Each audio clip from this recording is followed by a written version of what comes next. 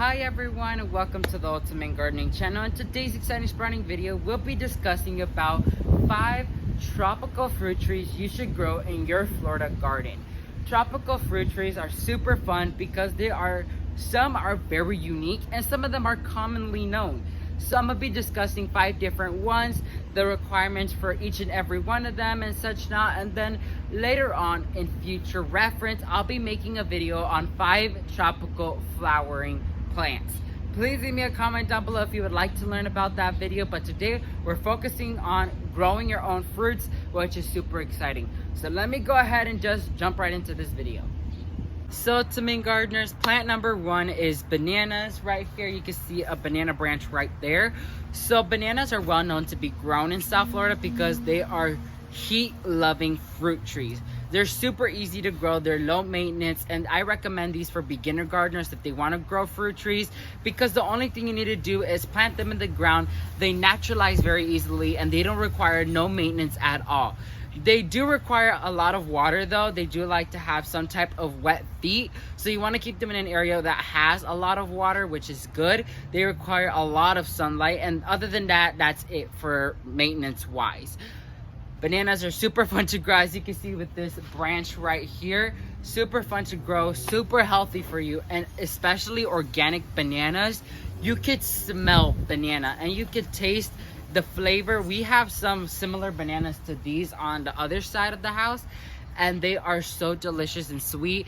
Nothing beats an organic banana. So if you want to grow your own fruit, grow with bananas. They're super easy to grow, super easy to maintain, especially for a beginner gardener. So let's move on to fruit tree number 2. So to me gardeners, fruit tree number 2 is MAMEY. MAMEY I haven't personally tried, but I know my pastor has. He gave me 3 seeds in total.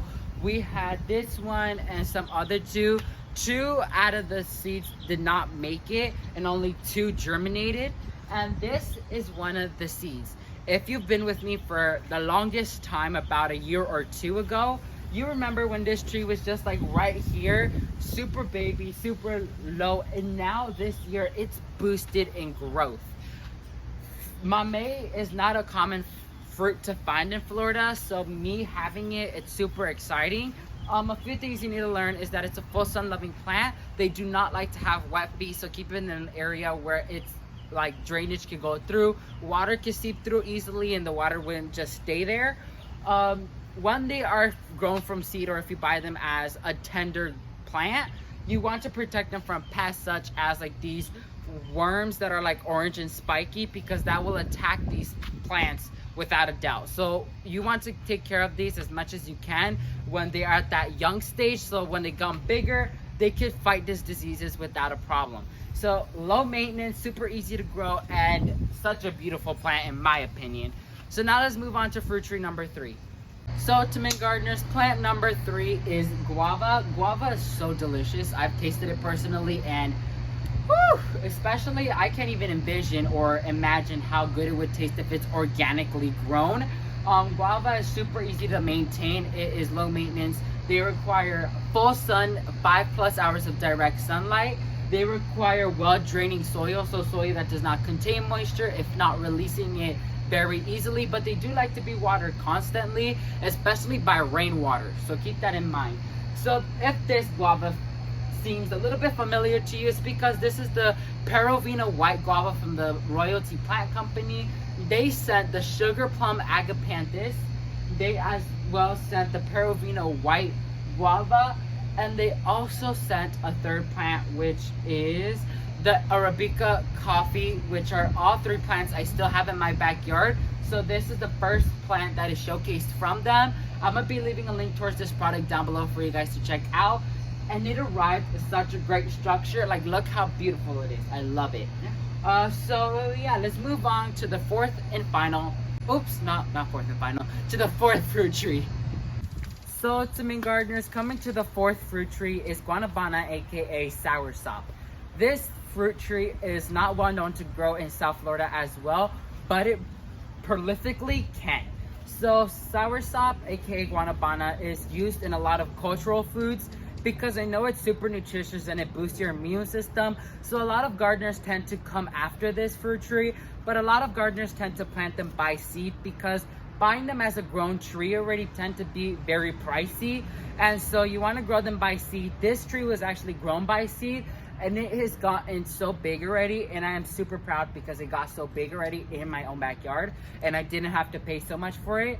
I think someone gifted us this tree as a baby seedling, so ain't that fun.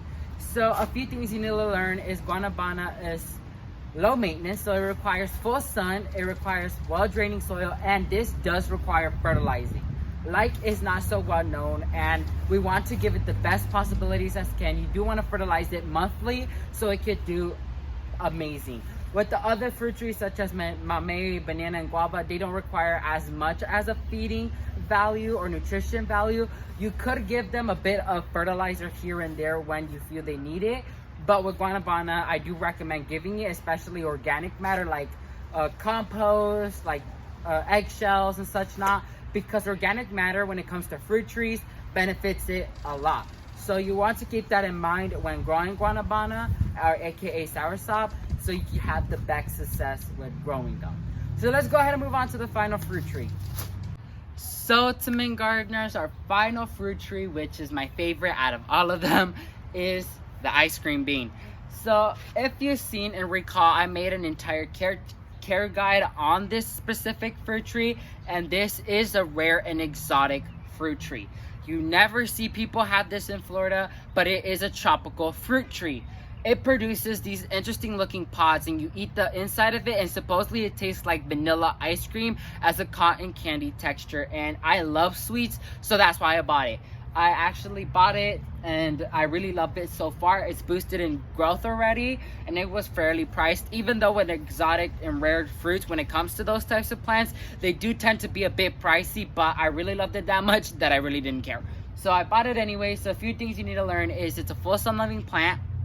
It does love a lot of humidity, keep that in mind.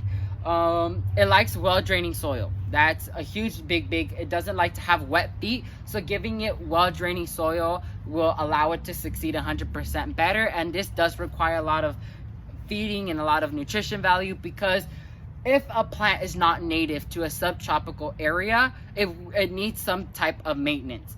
And yes, bananas are native to subtropical areas, as well as mangoes, avocados, so they don't require that much maintenance. But when it comes to rare and exotic plants, you want to baby them if you really love them. If you want to have a garden like this, you could just plop this ice cream bean down in the ground and call it a day, and it should grow fine, but it doesn't compare to if you feed it and love it way more.